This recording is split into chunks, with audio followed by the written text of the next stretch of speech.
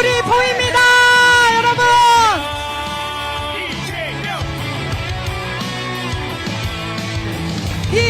이재명, 이재명, 이재명, 이재명, 이재명, 이재명. 모두 함께 민주, 국민을 위한 민주, 새로운 나라 더불어민주당. 자, 이제 사진 촬영이 있겠습니다. 우리 아까 찬조 연설해주신 분들과 우리 대작가 황석영 작가님과 함께 앞으로 나오셔서 손 번쩍 들고 반드시 승리하겠다는 일념으로 번쩍 들고 군산 시민을 향해 인사해 주십시오.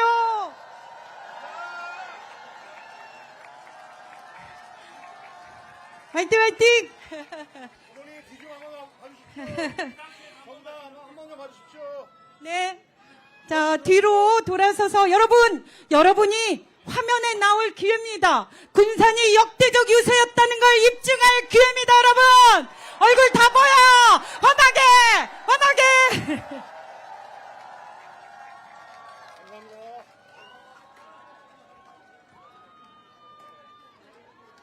자, 네. 후보님만 계시고 다른 분들은 내려가 주시고 후보님 다시 한번 여기 뒤로. 자, 단독샷 들어갑니다. 군산 시민들을 위한 이재명 후보의 단독샷 보여주세요. 보여주세요. 보세요. 여기 좀 보세요. 이쪽 보세요. 멋있다. 군산 시민 여러분.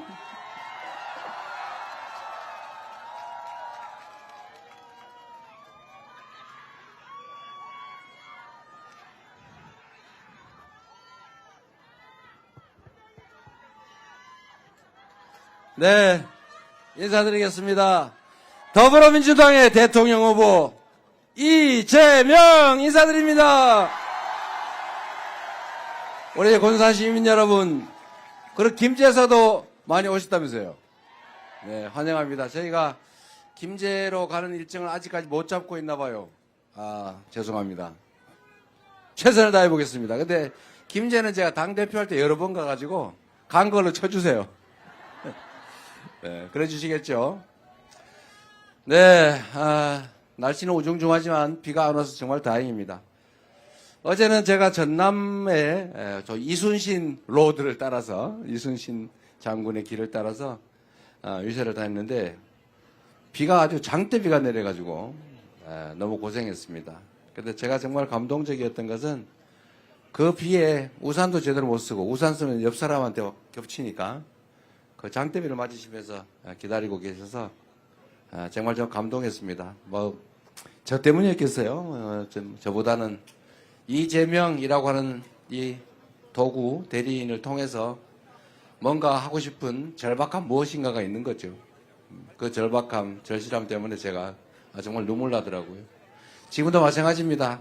이 바쁜 와중에 이렇게 평일에 또 이렇게 많은 분들이 함께 해주셔서 여러분들이 뭘 원하는지, 어떤 세상을 바라는지 제가 조금은 압니다. 어쨌든 정말 견마지로라고 하기는 좀 그럴지 몰라도 제가 할 수 있는 최선을 다해서 여러분들이 희망을 가지고 살 수 있는 세상 꼭 만들어서 보답하겠습니다.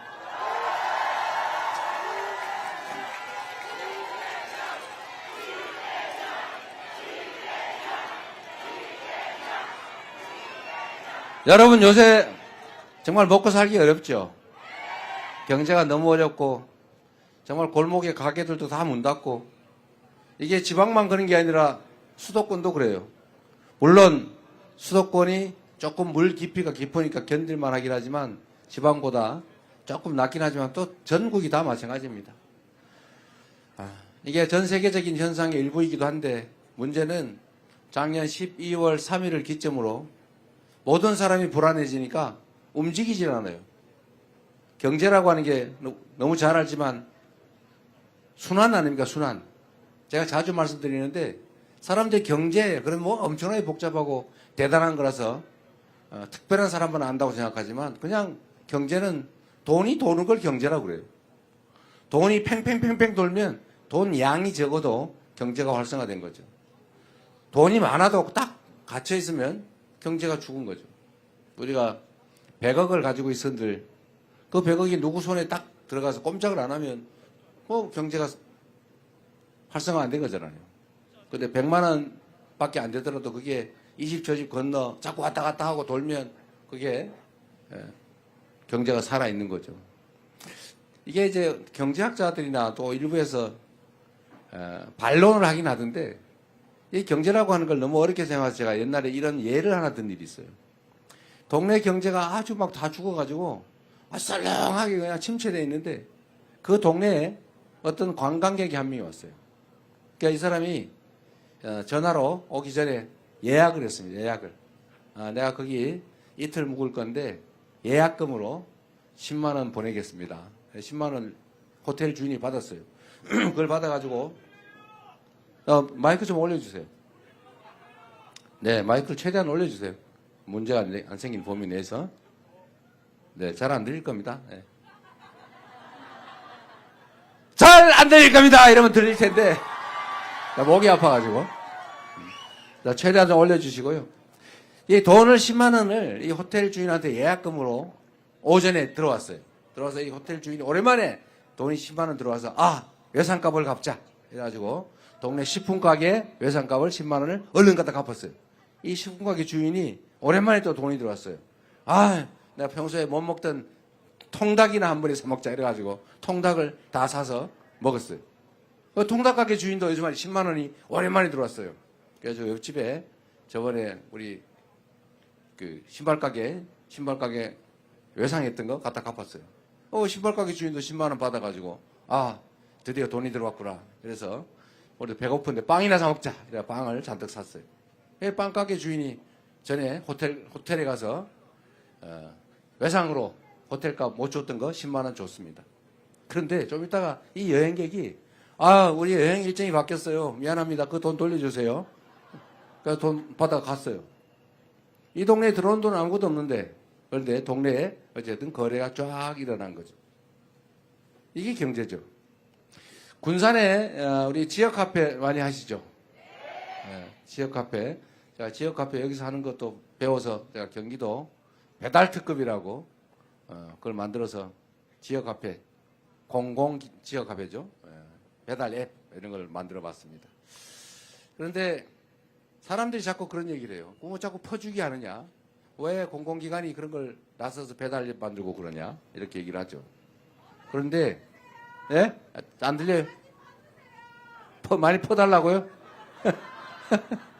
그렇죠. 많이 퍼달라고 합니다. 네. 맞는 말이죠. 그게 다 우리가 낸 세금 아닙니까? 누가 그런 얘기를 하잖아요.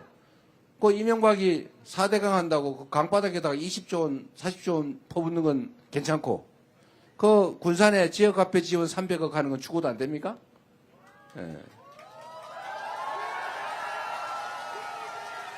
생각의 차이죠. 그래서 그런다고 해요. 힘 있는 사람, 돈 많은 쪽에다가 돈을 마구다 갖다 쓰면 그건 투자라 그러고, 돈 없는 데다가 돈을 쓰면 낭비라 그런대요. 왜 그게 낭비입니까? 지금처럼 경제가 다 죽었잖아요. 동네에 가게 안 되지. 가게 장사가 안 되잖아요. 손님이. 그래서 이런 데는 정부가 역할을 해야죠.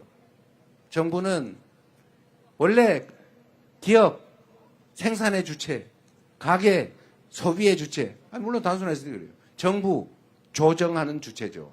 정부, 가게, 기업. 이게 원래 역할이 있어요. 경기가 나빠지면 정부가 돈을 풀어야죠. 그런데 경기가 너무 활성화돼서 지나치다, 과열된다, 그럼 정부가 세금을 더 걷든지 이자를 올리든지 해가지고 약간 눌러주는 거죠. 이게 정부 역할입니다. 그런데 지금 정부는 뭘 하고 있어요? 무조건 아껴요. 무조건 아껴. 지금 배가 고파 죽겠는데 허리띠를 졸라가지고 허리 부러지게 생겼어요. 이렇게 하면 안 되죠. 그래서 지금도 추경 좀 하자. 소비 좀 진작을 좀 하자. 돈이 좀 돌게 하자. 그랬더니 절대로 안 된다고 고집을 부리고 있습니다. 어쨌든 경제라고 하는 게 그렇게 어려운 게 아니다. 돈이 돌게 해야죠. 다 굶어 죽은 다음에 나중에 그때 가서 하면 뭐 하겠어요? 지금이 정말 정부가 재정적인 노력을, 역할을 할 때다. 그렇게 생각합니다. 소비 쿠폰도 좀 지원 좀 하고, 지역 카페 있잖아요. 그 지원도 좀 하고, 그 다음에 배달 앱 이런 것도 활성화해서 좀 민간 배달 앱이 너무 많이 뜯어간다면서요. 뭐 죽겠다고 그러더라고요. 독점을 하니까 그렇잖아요. 경쟁을 시켜야죠. 그래서 군사는 배달의 기수던가? 예.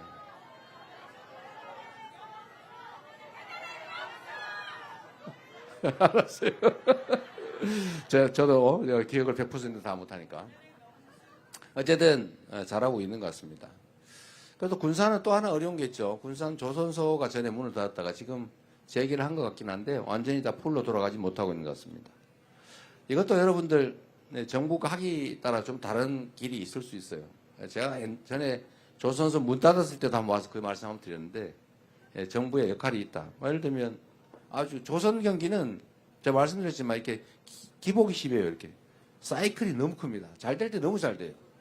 수주를 해가지고 처리를 못할 정도가 됩니다. 지금은 이제 그 사이클로 가고 있어요. 근데 또 언제가 되면 또 이게 쭉 주저앉죠. 근데 이걸 정부가 좀 조정을 해줘야 됩니다. 그래서 배 수주가 너무 없을 때는 군함이나 공용선 이런 발주도 좀 많이 하고 또 경기가 과열되면 뭐 다른 방법도 지원해서 조금 조정해 줄 수도 있죠. 지금 조선 관련해서는 좀 새로운 기회가 생기는 측면이 있습니다. 여러분도 좀 군산도 기대를 해 주셔야 되는데 미국이 이제 해군을 강화하면서 해군 군함 수요가 아주 많아지고 있어요. 지금 통상 문제로 지금 한미 간에 곧 협상도 해야 되고 갈등이 생길 텐데 이것도 중요한 의제가 될 거고 우리한테 기회 요인으로 만들 수가 있을 겁니다. 너무 자세한 얘기를 하면 이게 문제가 될 수도 있어서 여기까지 요 정도 하도록 할 텐데 제가 드리고 싶은 말씀은 정부가 하기 따라 경제 상황은 많이 바꿀 수 있고 좋아질 수 있다. 유능한 정책을 하는 충직한 일꾼이 하면 잘 될 수 있다. 그 말이죠. 맞죠, 여러분?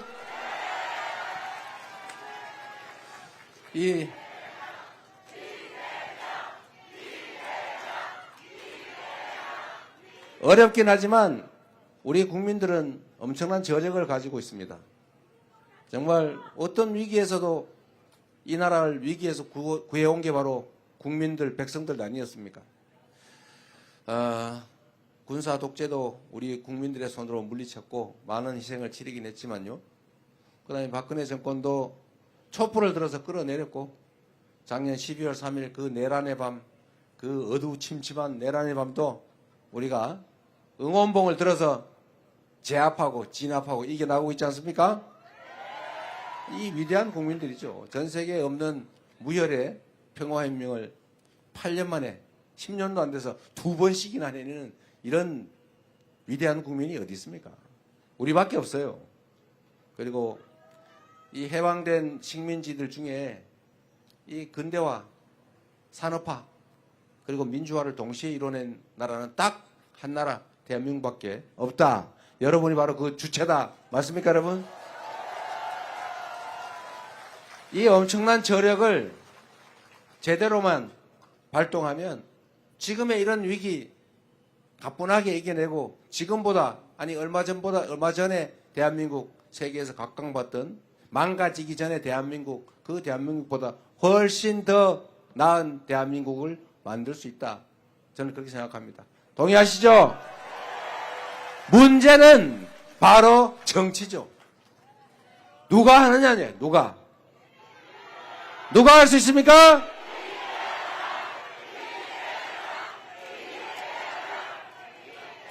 제가 자주 그 말씀을 드리는데 똑같은 상황에서도 그 책임자의 능력과 역할, 태도에 따라서 전혀 다른 결과가 납니다.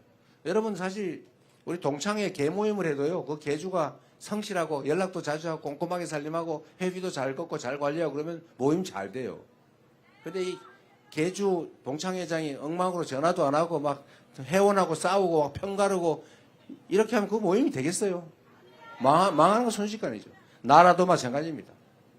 우리 아주 가깝게 조선 그 선조라는 그 못되고 무능하고 무책임한 왕이 있을 때 전쟁이 벌어져가지고 백성이 수백만이 죽어갔잖아요. 그런데 그 똑같은 조선에서 우리 정조, 이 정조는 완벽하게 정말 부흥하는 조선을 만들었습니다. 이 한 사람 때문이죠. 이 한 사람으로 인해서 그렇게 많은 변화가 있다. 제가 남부 이순신 로드 벨트를 따라서 제가 말씀을 많이 드렸는데 똑같은 조선 수군을 가지고 아니 훨씬 더 숫자도 적고 많이 망가진 전함들 12척 가지고 이순신은 23연승을 했잖아요. 조선을 구했지 않습니까? 근데 원균 뭐 했어요? 술 먹고 맨날 놀다가 누구처럼? 아, 그 사람이에요? 아, 나 몰라. 예. 하여튼 그러다가 결국은 연패해가지고 조선을 위기에 빠뜨리잖아요. 똑같은 상황에서도 전혀 다른 결과를 만들어낼 수가 있다. 이거는 지금도 마찬가지입니다. 대한민국이 과거에 비해서 교육도 많이 받았지요. 우리 국민들 엄청 똑똑하지요. 성실하지요. 그리고 자본도 많지요. 기술도 높죠. 이 문화적 역량이 얼마나 높습니까? 특히 전북, 이 예향, 이 문화적 역량이 얼마나 높은지 전 세계에서 대한민국 가면서 와, K-팝, K-컬처 이렇게 숭상하잖아요. 폭삭 소가수다 이런 거 제주도 그거 제주도 얘기인데 그런 거 만들어가 전 세계인이 보고 울잖아요. 저도 많이 울었는데 여러분도 많이 울었죠? 이게 문화적 역량이죠. 이 뛰어난 역량을 가지고 우리가 전 세계 1등 못하라는 법이 어디 있습니까? K 이니셔티브, 코리아 이니셔티브 모든 영역에서 우리가 한번 세계 1등을 해보자. 그런 나라 만들 수 있죠? 얼마든지 만들 수 있습니다. 정치만 똑바로 잘 되면.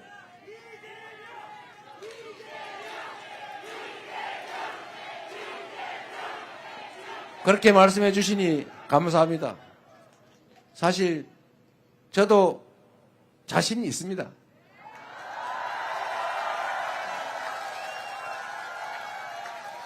제가 오늘은 약간 여유가 있을지 모르니까 이 말씀을 한번 드려볼게요. 이게 여기 우리 국회의원분도 많이 계세요. 뭐 아주 잘하고 계시잖아요, 다들요.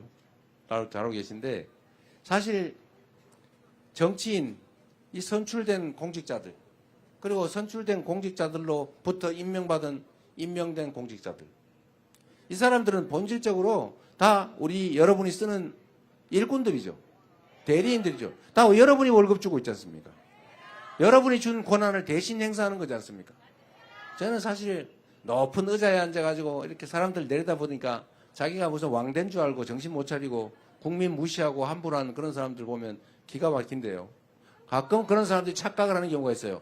높은 의자에 앉아있다 보니까 야 내가 진짜 높은 사람인가 봐. 국민들 우습네. 뭐 이렇게 생각하는 사람들이 있어요. 나쁜 사람들.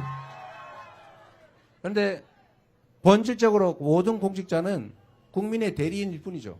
일꾼일 뿐입니다. 이 일꾼이 주어진 권한을 맡겨진 예산을 제대로만 쓰면 완전히 다른 세상을 만들 수가 있어요. 이 공무원들이 다 그 권한을 쪼개서 나눠서 행사하지 않습니까? 이 공무원을 어떻게 지휘하냐에 따라서 전혀 다른 결과가 나와요. 100만의 대한민국 국가 공무원들을 정신을 바짝 차리고 주어진 권한과 예산을 오로지 국민만을 위해서 쓴다. 이런 생각을 해가지고 자세를 바꾸기 시작하면 1년 안에 전혀 다른 결과를 만들어낼 수가 있습니다.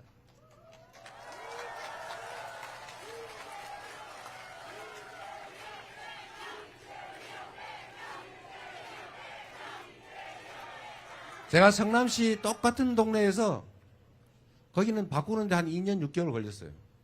너무 많이 좀 망가져 있더라고요. 2년 6개월 정도가 지나니까 공무원들이 정말로 오로지 시민들만 위해서 일하고 시민들한테 칭찬받는 걸 낙으로 하는 사람들로 변하더라고요. 그래서 성남시가 우리 군산 시민들도 부러워하는 이사 가고 싶은 동네 되지 않았습니까? 그래서 제가 이렇게 유명인사가 돼가지고 대통령 후보까지 나오게 된 거죠. 제가 직접 한 건 없어요. 다 공무원들 시켜서 그들이 한 거죠. 경기도도 제가 3년밖에 못 있었지만 그 3년의 짧은 시간 동안 경기도 공직자들이 전과 다르게 다르게 일해서 전혀 다른 경기도를 만들어냈지 않습니까? 그래서 여러분이 또 인정해 주셔가지고 너무 빨리 대통령 후보로 끌어내는 바람에 3년밖에 못해서 큰 성과는 못 냈던 것 같아요. 그래도 전국 1등 경기도를 만들지 않았습니까? 그리고 민주당도 말입니다. 민주당이 이 호남을 본거지로 하는 정당이잖아요. 민주당도 여러분 전에 보면 이게 국민들의 뜻이나 당원들의 뜻과 다르게 엉뚱한 짓도 꽤 많이 하고, 그리고 편 갈라가지고 맨날 싸우고 국민들한테 지탄받고 그러고 있다. 요즘은 어때요? 누구 뭐 일극체전이 뭐니 비난하지만 그러면 당이 편 갈라가지고 맨날 싸우고 있는 게 좋습니까? 부러워서 하는 소리죠? 네?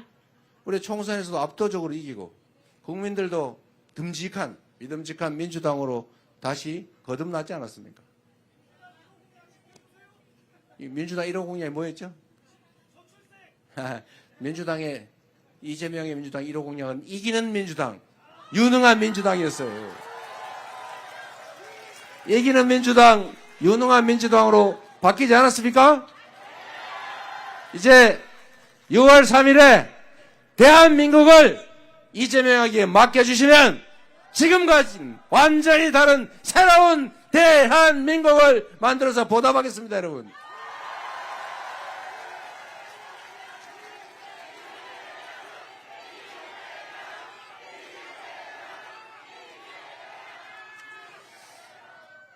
제가 이 말씀 하나 드릴게요.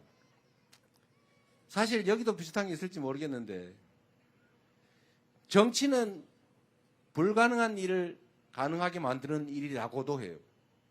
그런데 가능한 일조차도 안 하는 게 정치이기도 합니다.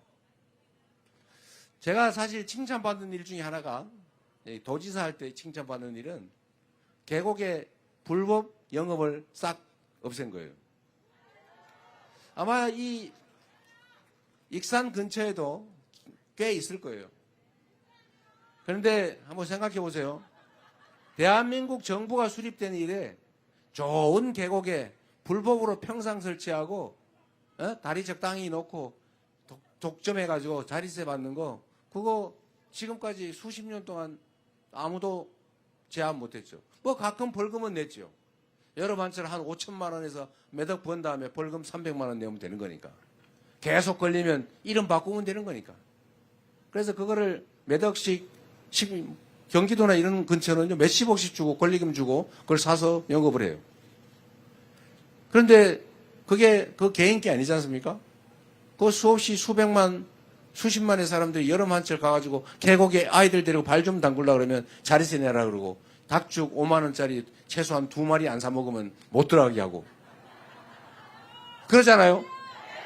그래서 제가 이건 아니다, 이거 잘못이다 라고 해서 이거를 정리하기로 마음을 먹었는데, 이걸 보고 다른 사람들이 이재명이 너무 과격하다 저거 막 때려부신 거 아닐까? 앞으로 나한테도 때려부시면 어떡하지? 이렇게 걱정하는 사람들이 있다고요. 그런데 여러분, 그게 그렇게 해서 되질 않습니다. 만약에 그걸 물리적으로 권력만을 이용해서 때려부시면 그 사람도 이때까지 가만히 있었겠어요? 당연히 석유통, 휘발유통 들고 라이터 들고 달려들죠. 당연히 그렇게 이때까지 버텨왔던 겁니다. 그래서 제가 이걸 해결하는 방법은 그리 어렵지 않다. 제가 행정 업무를 하거나 아니면 앞으로 국정을 하더라도 똑같이 할 건데, 설득하고 대안을 만들어주고 합리적으로 논쟁하고, 그래도 끝까지 부당하게 버티면 권력으로 제압하는 거죠. 그러라고 권력 준 거 아닙니까? 그래서 제가 경기도 그중에 가장 악질적이고 가장 심한데 몇 군데를 시범 케이스로 일단 단속을 했어요. 물론 법적 절차를 다 밟아서. 안 하면 철거합니다. 계고문 보내고. 뭐 철거 안 하면 강제 철거하고 비용도 올립니다. 안 해요. 그럼 법대로 철거. 이걸 한 두세 개를 이렇게 일단 한 다음에, 제가 다른 데는 이제 다니면서 말로 다 만나서 설득을 했죠. 필요한 게 뭐냐. 우리가 몇 억씩 주고 사 들어왔는데 우리 어떡하란 말입니까? 그러면 다른 길을 찾아주면 될 거 아니냐. 그래서 제가 이렇게 얘기했어요. 일단 닭죽 파는 거 좋은데, 닭죽 한 마리 6만 원씩 받고 파는 거 좋은데, 그거보다 더 좋은 방법을 지금부터 알려주겠다, 내가. 지금 그것 때문에 안 오지 않냐, 계곡에 사람이. 더러워서. 피해서 안 오지 않냐. 싹 정리하자. 이걸 싹 정리한 다음에 깨끗하게 정비를 해서 많은 사람이 막 오게 한 다음에 거기다가 닭죽을 팔지 말고 커피와 차를 팔아라. 닭 5만 원 주고 해봐야 땀 삘삘 흘리고 막 1시간 동안 고아가지고 팔아봐야 3만 원밖에 안 남지 않냐. 그런데 커피 한 잔 팔면 8,000원에서 10,000원을 받을 수 있는데 원가가 내가 알아보니까 120원이더라. 예? 그래서 이거를 깨끗하게 정비하고 저기 유럽의 어디 관광지처럼 산책로도 정비하고 주차장도 만들고 이렇게 싹 정비를 하고 그리고 봄철에는 무슨 그림 그리기 대회, 여름에는 메기 잡기 대회, 버들치 잡기 대회, 낚시 대회 이런 거 하고 가을 되면 또 그림 그리기 대회 이런 거 하고 농산물도 팔고 화장실도 만들고 산책로 만들고 이러면 많이 오지 않겠습니까? 그거 어떻게 믿었냐고 그래서 아니 내가 할 때 그거 안 믿으면 어떡할 건데? 그렇게 할 건데 만약에 안 하면 봤죠? 저기 철거하는 거. 강제 철거하고 비용도 물리고 당연히 형사처벌하고 지원도 안 해줍니다.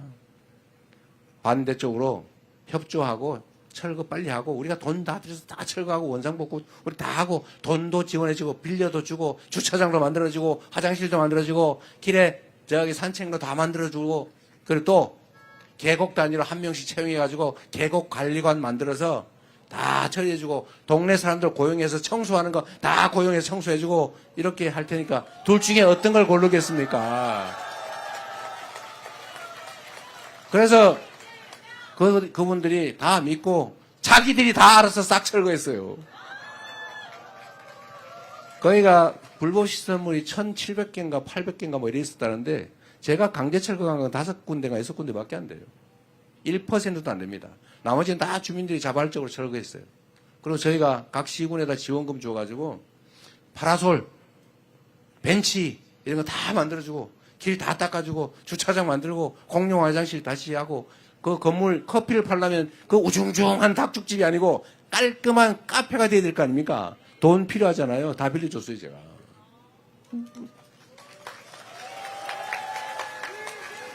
그래서 대한민국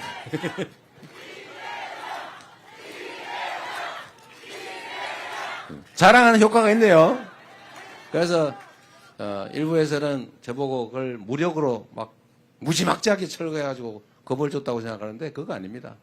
제가 그때 그해 2019년이죠. 2019년 가을쯤 제가 2심에서 선거법 위반으로 벌금 300만 원을 유죄로 받는 바람에 이제 날아가게 생겼어요. 그 대법원에 제가 상고를 해놨었는데 그때 그 백운계곡 상인들이 어느 날 현수막을 붙였더라고요. 우리 도지사 돌려도. 우리가 시킨 거 아니었어요. 그 백운계곡이 경기도에 제일 유명한 데 있거든요. 악명 높은 계곡. 지금은 가장 많은 사람이 와서 커피도 팔고 봄, 여름, 가을, 겨울 가릴 것 없이 관광객이 많이 찾아서 커피 마시고 그림도 그리고 사생대회도 하고 동네 청소도 동네 노인들이 일자리 잡으러 하고 이런 동네로 바뀌었습니다. 여하튼 행정은 그런 거죠. 길을 만들어 줘야 되지 않습니까? 온 동네에 가면 그런 게 있어요. 특별한 희생을 치르면 특별한 보상을 해주자. 그게 제가 가지고 있는 신념입니다. 특별한 희생을 치르는 지역, 예를 들면 전방, 그건 뭔 죄를 지었다고요? 상수원 보호구역, 뭐 죄 지었습니까? 아니, 규제가 많잖아요. 그럼 보상해줘야죠. 많은 사람들이 혜택을 받으면 그 혜택 중에 일부를 떼어서 그 많은 다수의 최대 행복을 위해서 희생한, 손해본 그들에게 당연히 보상해줘야 되는 것 아닙니까? 근데 옛날에는 그거 잘 안 해줬어요. 집단 이기주의라고 매도하고. 그렇게 하면 안 되죠. 우리 함께 사는 공동체니까 존중하고 인정하고 타당한 결론을 내고 대신 부당한 고집을 끝까지 부리면 어떻게 해요? 그런 때 쓰라고 권력을 맡겨준 것이죠.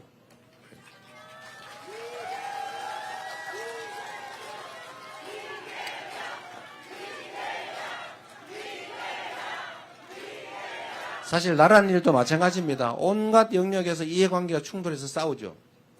저는 이 싸우고 있는 이해관계 당사자들에게 저는 기회를 줘야 된다고 생각해요.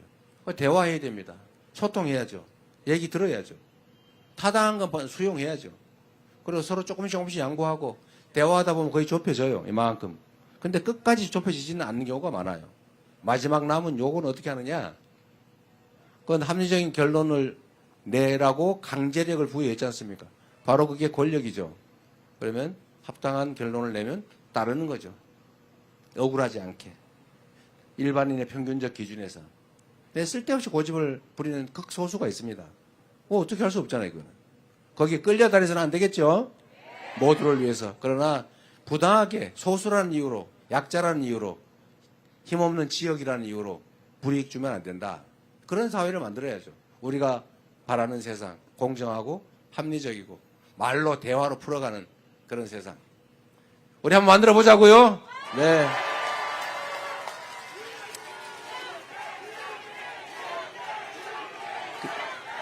그래서 여러분께도 약간 희망 섞인 말씀을 하나 드리고 싶습니다. 대한민국이 지방 수도권 이 차등이 너무 심하죠. 옛날에는 어쩔 수 없었어요. 우리 자본도 기술도 자원이 부족했기 때문에 다 한 군데로 몰빵을 했어야 돼요. 안 그러면 다 흩어져 놓으면 아무 소용이 아무것도 못하니까. 기업도 그래서 재벌 대기업이라는 것도 생겨나고 말았죠. 당시에는 불가피했습니다. 불균형 성장 전략, 자원이 부족하니까 할 수 없죠. 그러나 이제는 그게 한계에 도달했습니다. 이제는 너무 수도권으로 몰리고 이제 너무 특정 기업으로 많이 몰리면 이게 부작용이 생겨요. 이 부작용이 이제는 성장, 지속적 성장을 가로막는 성장의 장애 요소가 됐습니다. 이제는 균형 발전해야죠. 지방에는 사람이 없어서 소멸할 지경이고 서울은 사람이 넘쳐서 터져나갈 지경이고 이렇게 되면 나라가 큰일 난다. 이제는 지방에 분산을 좀 해야 될 때가 왔습니다. 근데 이게 그냥 억지로는 안 돼요. 억지로 안 되고 방법이 있죠. 그 지방의 특색을 맞춰서 몇 가지 정부가 주력하면 됩니다. 그 첫 번째가 여러분한테 관계에 있는 것인데 대한민국이 앞으로 가야 될 산업의 큰 방향은 첫째는 인공지능을 중심으로 한 첨단 기술 산업으로 신속하게 전환하는 거예요. 두 번째로는 이제는 화석연료 의존 시대가 지났어요. 이제는 재생에너지로 생산되지 않은 제품은 사지 않는다. 탄소로 생산한 제품을 유럽이나 미국에 수출하려면 탄소 국경세라고 하는 걸 엄청나게 내야 된다. 이제는 화석연료에 의존해가지고는 경제 활동이 안 됩니다. 그럼 재생에너지로 전부 바꿔야 돼요. 근데 이 정부가 수사가 전문이라서 태양광 산업 매 수사하다가 이 산업 체계가 완전히 망가지고 있어요. 그것도 빨리 복구해야 되고 특히 재생에너지는 어디에 많아요?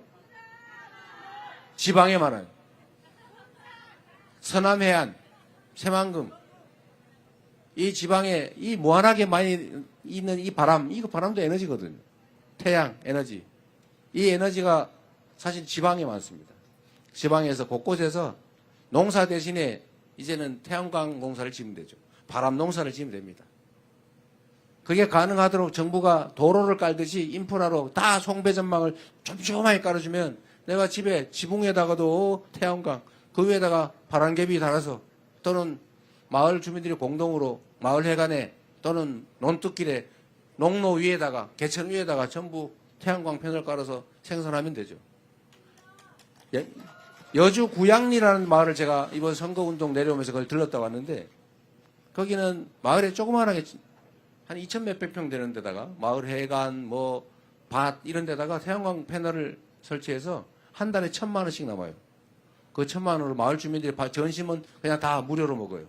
동네 버스 다 무료로 운행해요. 사람 한 명 고용해서 동네 살림하는 동네 상머슴을 고용해놨더라고요. 근데 이런 거를 온 동네 마을마다 다 하면 되잖아요. 못할 이유가 없죠. 예. 그래서 태양농사, 바람농사를 짓자. 그리고 요거는 그냥 자급자족하는 정도이고 그 이상으로 지금 대한민국은 에너지를 전부 재생에너지로 바꿔야 되는데 지금 대한민국이 재생에너지 비율이 10%가 안 돼요. 9점 몇 %밖에 안 됩니다. 삼성전자 한 군데가 쓰기도 부족하다고 해요. 재생에너지가 없어가지고 지금 공장을 해외로 다 넘기고 있어요. 이러면 안 되겠죠. 그래서 빨리 재생에너지를 국내에서 생산을 시작해야 됩니다.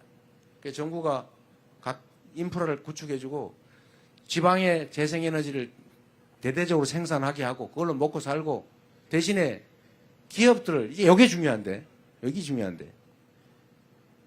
여러분 익산에서 배추 농사를 지어가지고 서울에다가 갖다 팔면 어디가 비싸요? 서울이 비싸죠. 왜? 그건 너무 당연한 겁니다. 수송비가 드니까. 그런데 전기는 저 영광에서 생산하는데 서울하고 영광하고 전기요금 금액이 같아요, 달라요? 이상하지 않아요? 이제 앞으로 바꿔야 됩니다. 바꿔서 지방에서 전기를 생산하면 지방에는 싸게 수송비, 전력 송전비 다 붙여서 소비지는 더 많이 내야 될 거예요. 그러면 기업들은 전력이 싼 곳으로 갈 수밖에 없어요.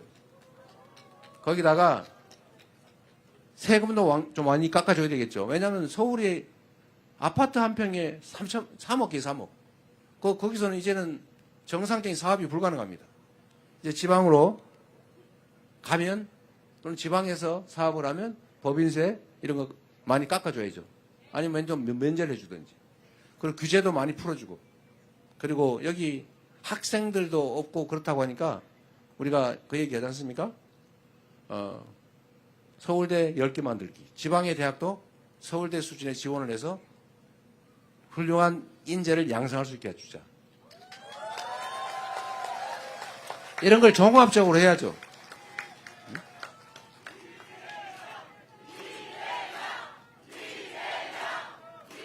그래서 우리가 지방 균형 발전 한다고 말은 하는데 실제로는 잘 안 되잖아요. 그러니까 진짜 해야 됩니다. 나라가 살려면 길게 지속적으로 성장하려면 균형 발전을 해야 되고 이제 그 길이 생긴 거예요. 다행이에요. 오히려 지금 이 위기가 기회일 수 있는 거죠. 지난 3년 동안 이렇게 막 밀어놨기 때문에 새로 시작할 수 있게 된 거예요. 완전히 새로. 기회로 만들어서 새로운 나라, 함께 사는 나라 꼭 만들어 봅시다, 여러분.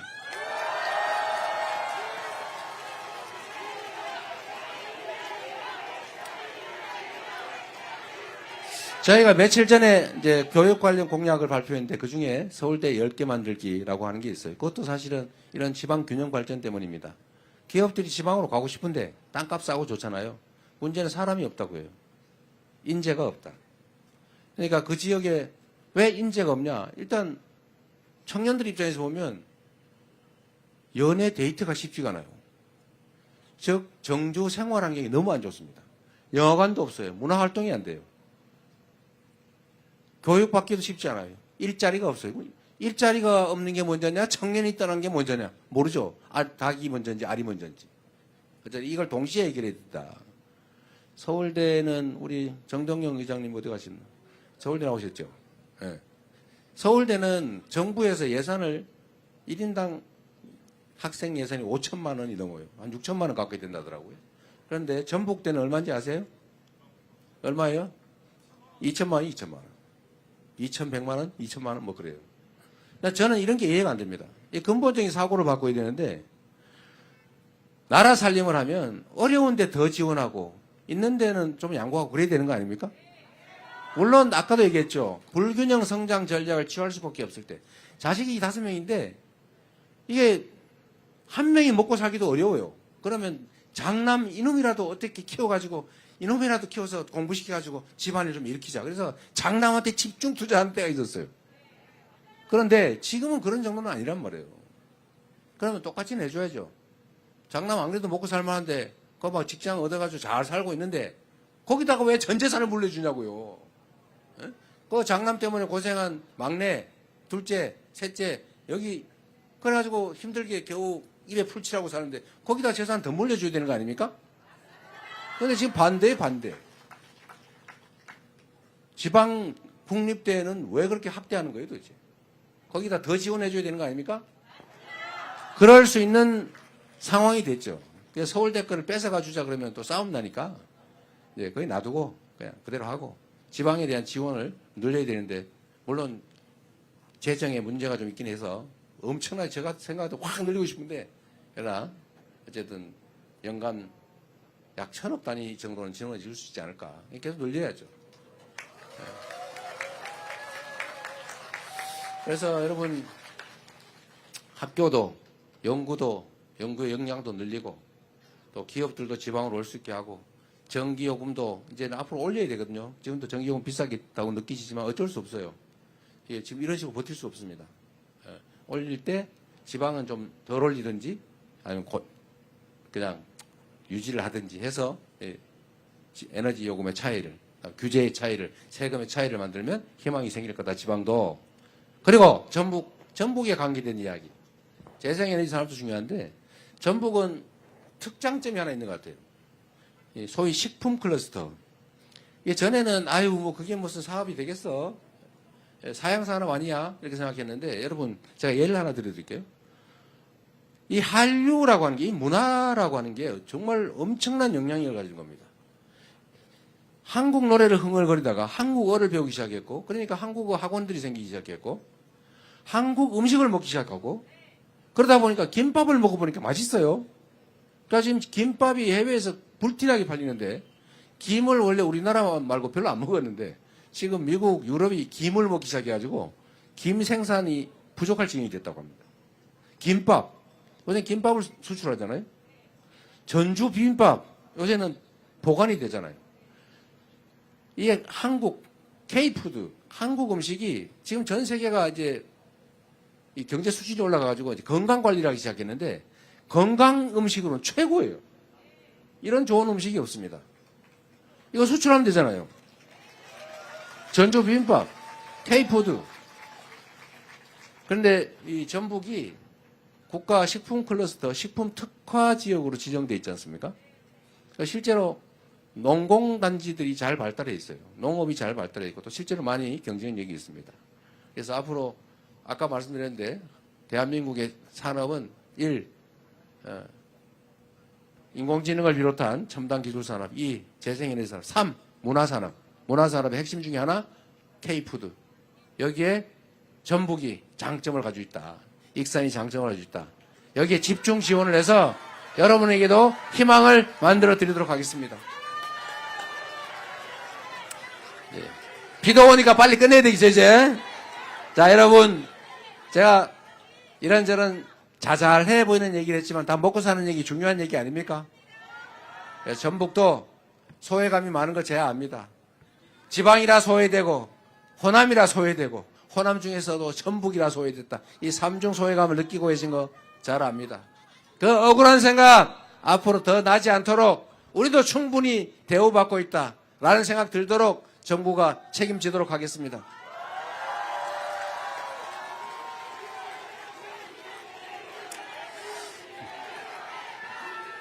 자, 여러분, 이제 제가 드릴 말씀은 다 드린 것 같아요. 이제 새만금에 대한 지원도, 저는 새만금 얘기 안 하고 싶은데 안 하면 안 된다고 그래서 잠깐 말씀드릴게요. 이 새만금 얘기한 지 30년 넘어가지 않아요? 뭐 하루 이틀도 아니고, 그래서 저는 이걸 공약이라고 하는 거는 좀 무의미하다. 미안하더라고요. 뭐 사람 놀리는 것도 아니고. 그러나 이 점은 제가 분명히 말씀드립니다. 저는 정치를 하면서 뭐 새로 뭐 하겠다 이런 공약 많이 안 했어요. 특히 엄청난 SOC 투자 뭐 하겠다 이런 공약 잘 안 했습니다. 왜냐하면 잘 안 돼요. 돈은 많이 들고. 그래서 있는 거라도 빨리 끝내자. 새만금 문제는 다른 것보다도 정리를 빨리 해야 될 것 같아요. 또 그 중에 하나 뭐 해수 유통도 빨리 결정해가지고 일부 조력 발전이라도 하든지 빨리 합리적으로 하고 그 기간에 이미 개발된 또 앞으로 개발하지 않을 수 없는 지역은 빨리 용도대로 기업들이 들어오든지 연구기관들이 들어오든지 또는 아까 말씀드린 대로 재생에너지 생산량을 늘려서 그걸 싸게 공급하든지 해서 빨리 완료하도록 하겠습니다, 여러분.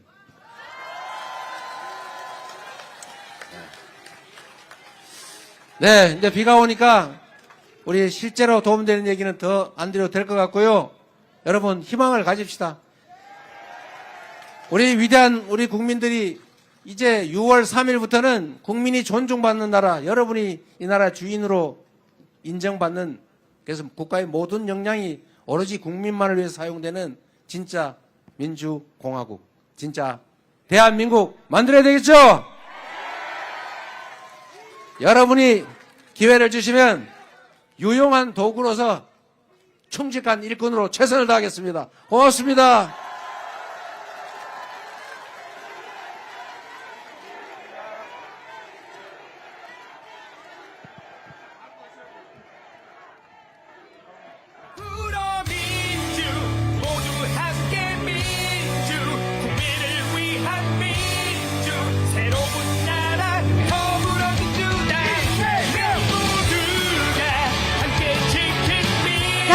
가시는 후보님께 뜨거운 응원 부탁드립니다.